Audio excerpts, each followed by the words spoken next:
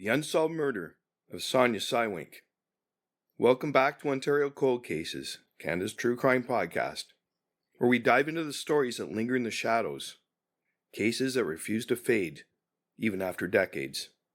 I'm Nicoll of Nicoll Investigations, and today we're stepping into a haunting mystery from London, Ontario, a case that stretched across 30 years without answers.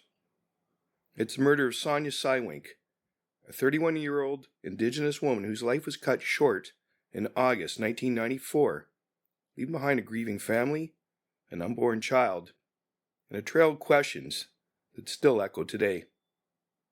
This isn't just a cold case. It's part of a national tragedy, the epidemic of missing and murdered Indigenous women and girls, known as MMIWG.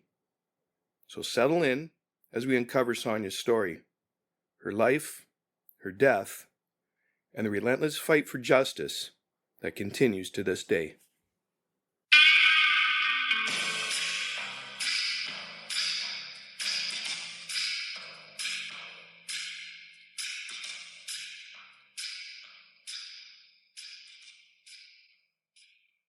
Hello, I'm Nicoll of Nicoll Investigations, and this is Ontario Cold Cases, Canada's true crime podcast.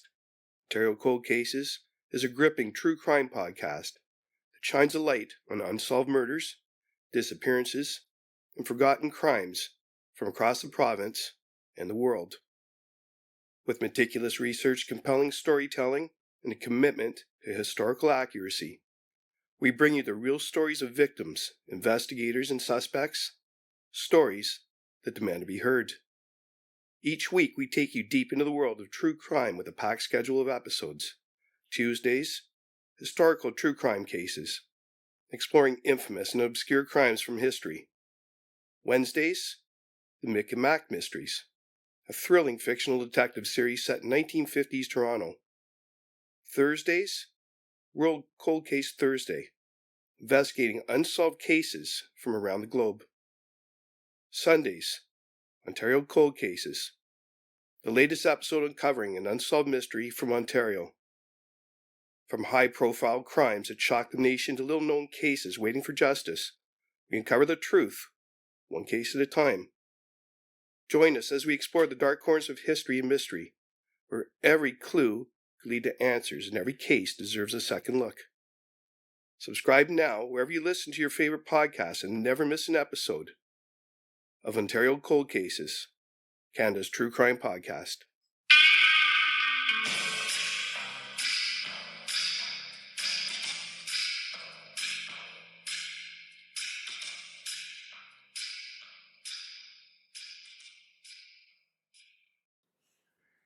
Sonya's life.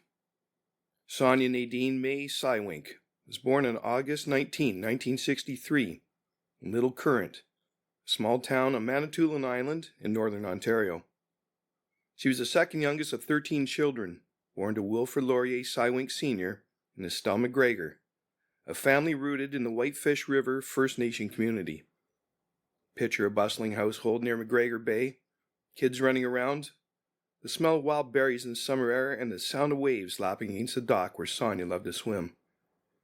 Her older sister, Maggie Cywink, remembers her as the heart of the family, gentle, kind and warm, with a smile that could light up a room. Sonya was the type to pick berries with her siblings, play with her little sister Anastasia, and even dress them in matching outfits, like a big sister playing mum. But Sonya's childhood wasn't all carefree moments. Like many Indigenous families, Cywinks faced challenges tied to Canada's colonial legacy, poverty, systematic barriers, and the ripple effects of intergenerational trauma. By her late teens, Sonya's life took a sharp turn. At 18, she moved away from home and started living with a boyfriend in an environment where drugs were a constant presence. For over a decade, she wrestled with addiction, a cycle of highs and lows that pulled her in and out of the life her family knew. Maggie says when Sonya was sober, she was her true self, happy, caring, full of love. But when she was using, she vanished for days, caught in a struggle she couldn't escape. In late 1992 or early 1993, Maggie stepped in. She got Sonya into a treatment facility in London, Ontario, about 600 kilometers south of Manitoulin Island. For 10 months, Sonya stayed clean, a glimmer of hope that maybe, just maybe, she'd turn things around. But by spring 1994, that hope crumbled. Sonya relapsed, and to support her habit, she turned to sex work in London's East End. She was living in a rough part of the city, Old East Village, where the streets buzz with activity, not all of it safe. At the time of her death, Sonya was 31 years old and 24 weeks pregnant, a fact her family wouldn't learn until after she was gone. The murder. Let's set the scene. It's the early hours of August 26, 1994. London, Ontario is quiet. Well, mostly. In the Old East Village, near the corner of Dundas and Nicoll streets, the night is still alive. This is a gritty pocket of the city. Pawn shops, dive bars, people moving through the shadows. Sonya Cywink is last seen here around 2 a.m., possibly getting into a red convertible, potentially picked up at Town and Country Saloon, 765 Dundas Street, London, Ontario. She's alone, maybe waiting, maybe walking.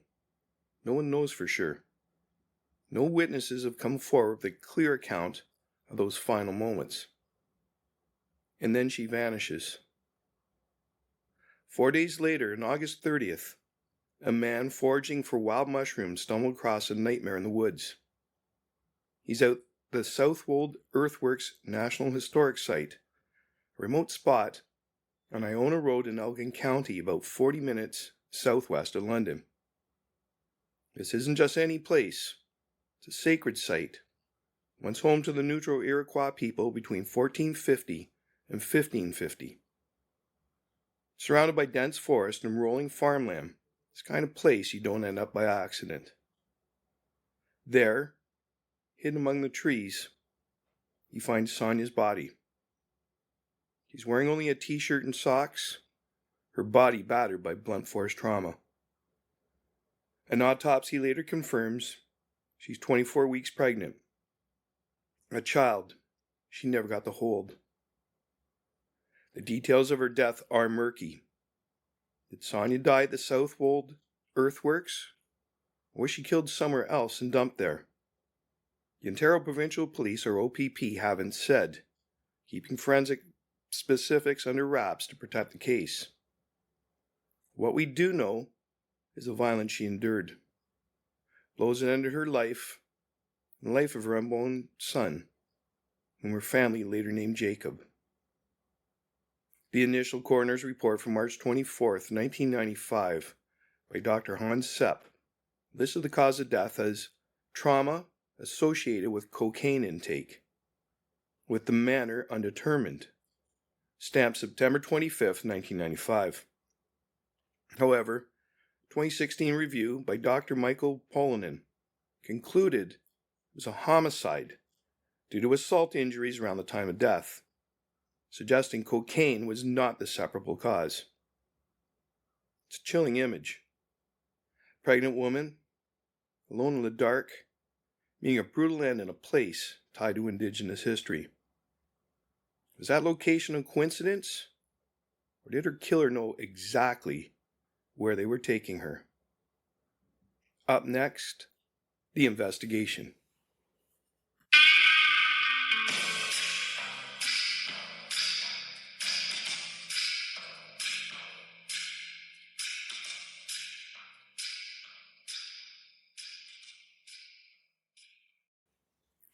The investigation.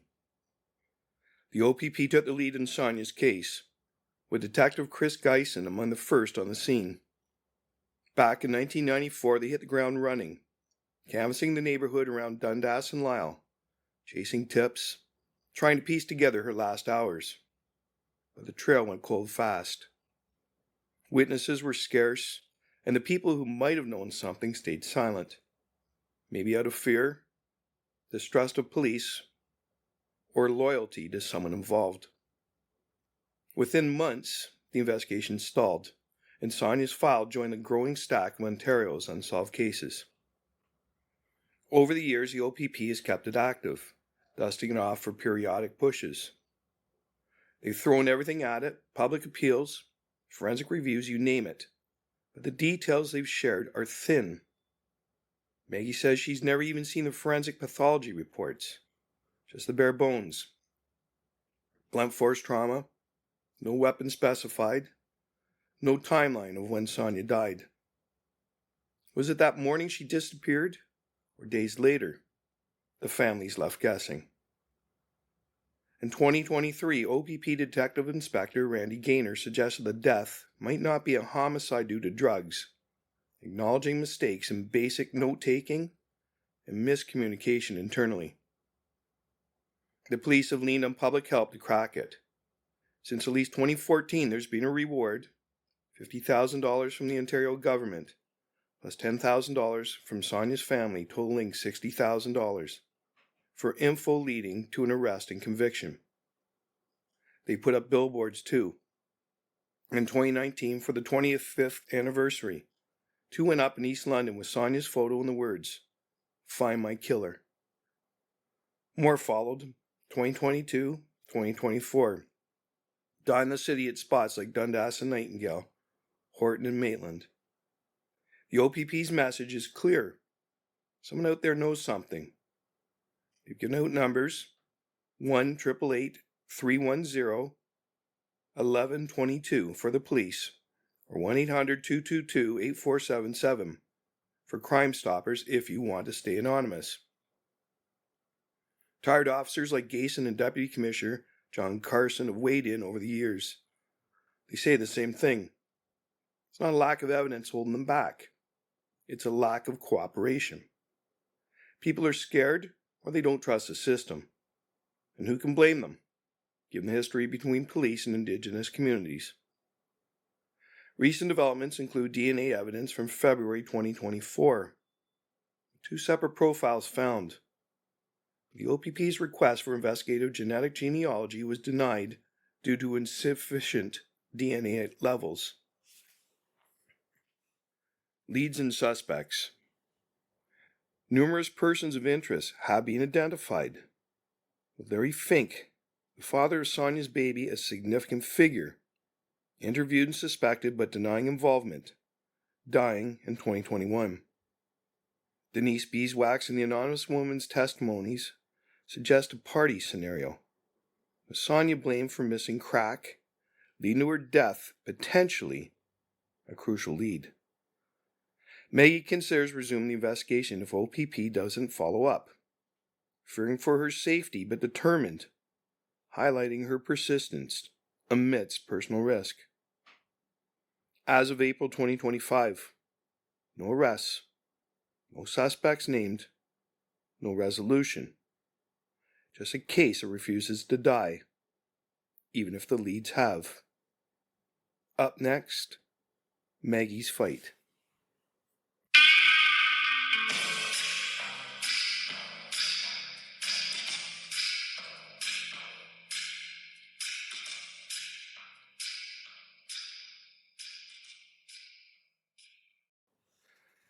Maggie's fight.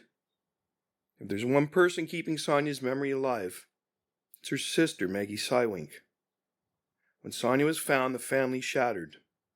Their dad, Wilfred, learned at her funeral she'd been pregnant. A double loss that broke his heart.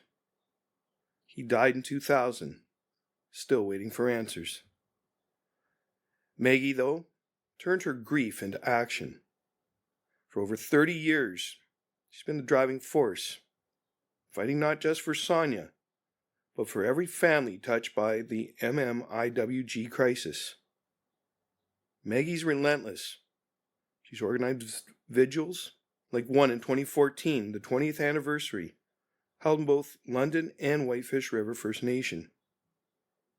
She's hosted teach-ins in places like the Nemerand Friendship Center, turning pain into education about violence prevention.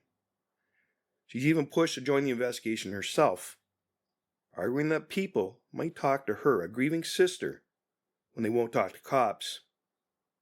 The OPP said no, citing protocol. You can hear the frustration in her voice. She's tired of waiting. In 2017, Maggie took her fight bigger, serving as a special advisor to Ontario's Attorney General during the national inquiry into missing and murdered Indigenous women and girls. She's built a database of at least 1,972 MMIWG cases going back to the 1800s, way more than the RCMP's count of 1,200 from 1980 to 2012. It's a labor of love and rage, proving this isn't a new problem. It's a Canadian legacy. Maggie's got theories too. She's heard the same names pop up over the years. People Sonya might have known. In 2022, she got fresh info and handed it to the OPP, though she's keeping it close to her chest for now. She believes a killer's still out there, maybe even in London, living with what they did. Maggie recorded interviews, including with Denise Beeswax in 2019, who said Sonya was picked up at Town & Country Saloon, went to a party, and died after being blamed for missing crack. Smacked and fell. An anonymous woman in 2023, a former suspect, said she was at the party, gave drugs, and Sonya was beaten. Fearing retaliation, and Larry Fink in 2020, father of Sonya's baby, died 2021, admitting putting her in dangerous situations with crack, but denied seeing her the weekend of death, with police suspecting him. And she's not stopping. Maggie is not stopping. Not for peace, not for justice, not until someone answers for Sonya and Jacob. The broader impact. Sonya's story doesn't exist in a vacuum. Her murder is one piece of a much bigger, uglier puzzle. The crisis of missing and murdered Indigenous women and girls. Indigenous women make up just 4% of Canada's population. They account for 16% of female homicide victims and 11% of missing women.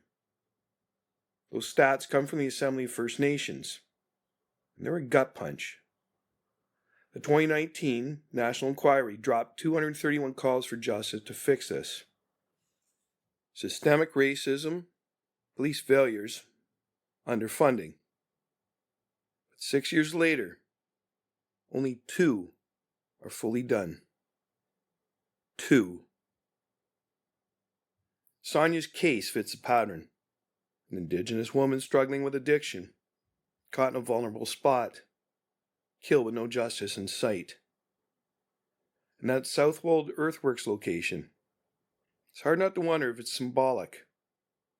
A sacred Indigenous site turned into a grave. Did the killer pick it on purpose? Was it someone local? Someone who knew its history? We don't know. But it adds a layer of weight to an already heavy story. This isn't just about Sonya. It's about a country that's failed her and thousands like her. Maggie's work, the billboards, the vigils, they're all cries for change. 30 years on, the silence from those who know the truth is deafening. Up next, a call to action.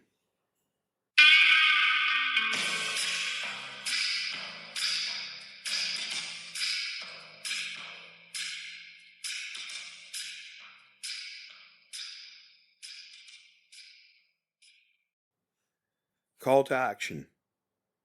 So where does Sonya Cywink's case stand today, April 2025? It's still active. Last August, for the 30th anniversary, the OPP renewed their plea.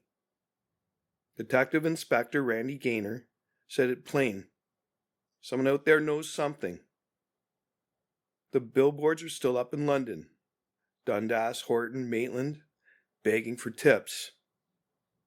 That $60,000 reward. $50,000 from the province, $10,000 from the family is still on the table. If you got info, call the OPP at 1-888-310-1122 or Crime Stoppers at 1-800-222-TIPS to stay anonymous. Maggie's still fighting too. She's not just after justice anymore. She wants peace for her family, for Sonya, for Jacob. But peace feels far off when the answers are locked in someone's memory. Maybe someone listening right now. Sonya Cywink deserved better. She deserved to raise her son, to find her way back to that happy, caring woman her family loved. Instead, she's a name on a billboard, face in a cold case file. But she's not forgotten. Not by Maggie, not by her community, not by us. So let's keep her story alive. Share it, talk about it, because somewhere out there, the truth is waiting to be told. That's it for this episode of Ontario Cold Cases. If you've got thoughts or tips, hit us up at Facebook, X, Substack, or leave a comment on your podcast app. Next time we're digging into another mystery from Canada's past. Until then, stay curious and stay safe. Subscribe now to Ontario Cold Cases, Canada's true crime podcast. Episodes available wherever you get your podcasts. This is Jay Nicoll of Nicoll Investigations, because every case deserves answers, and every victim deserves justice.